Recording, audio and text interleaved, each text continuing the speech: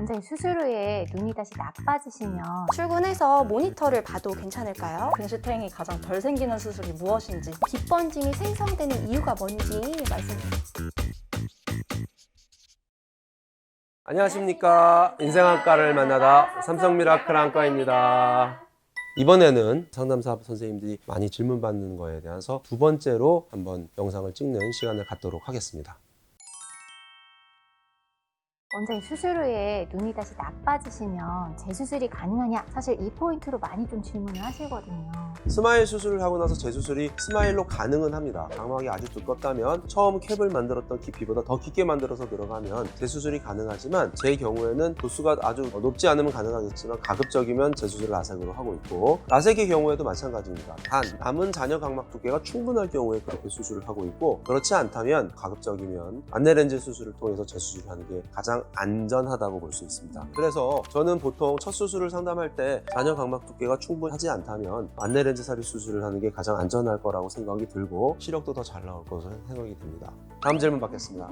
네, 스마일 라식은 보통 수술하고 다음날 출근을 하시는 경우가 많은데 출근해서 모니터를 봐도 괜찮을까요? 보통 환자분들께서 스마일 수술을 선호하는 이유는 안전한데 안정성까지 좋고 회복이 빠르다, 이렇게 말씀을 드리면 제가 보통 환자분들한테 자, 수술 잘 됐습니다, 아침부터 세수하세요, 이렇게 말씀하시면 다들 정말 돼요 라고 말씀을 하세요. 저희가 스마일 수술을 할 때는 1mm에서 2mm 사이에 작은 절개창을 갖다가 만들어 수술하기 때문에 보통 하루면은 대부분 상처가 아물기 때문에 세수하는데 전혀 문제가 없고요. 그래서 출근을 해서 업무가 가능한 정도의 시력은 나옵니다.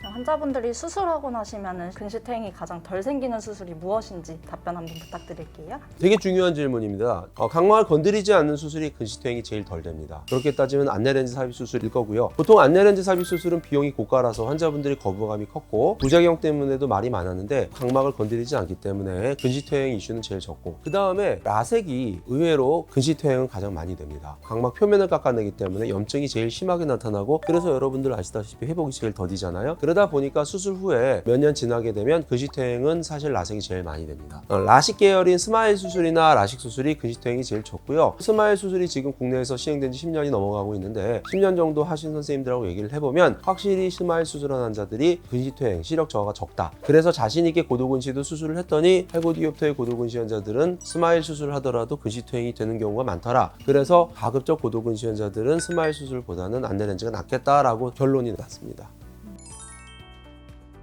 이제 마지막 질문인데요. 마지막이네요. 네. 이제 수술하고 나서 저희가 상담할 때 초반에는 어떤 수술이건 빗번짐이 발생할 수 있다라고 안내를 해드리는데, 그러면 빗번짐이 생성되는 이유가 뭔지 말씀 부탁드릴게요. 일단 기본적으로 우리가 검사를 할 때 가장 지켜보는 게 이제 동공 크기를 봅니다. 낮에는 쪼그라들었다가 어두운 내감 동공이 커지는데 이 야간 동공 크기가 보통 7mm에서 8mm 넘어가면 우리가 절삭을 하는 각막의 광학부직경, 즉 안경알 크기보다 더 커지기 때문에 라운드한 형태의 링 현상, 빗번짐이 생기게 되고, 의사들이 보통 불을 끄고 MR 검사를 해보면 그때 이 사람이 빗번짐이 어느 정도 있을지 미리 알 수가 있습니다. 다만 여러분들이 빗번짐이 있더라도 보통 시간이 지나면 우리 몸이 적응을 하기 때문에 잘 못 느끼게 돼서 요즘 나오는 수술 방법들로 하시면 빗번짐이 처음엔 좀 느끼더라도 대부분 다 호전되니까 크게 걱정 안 하셔도 될 것 같아요.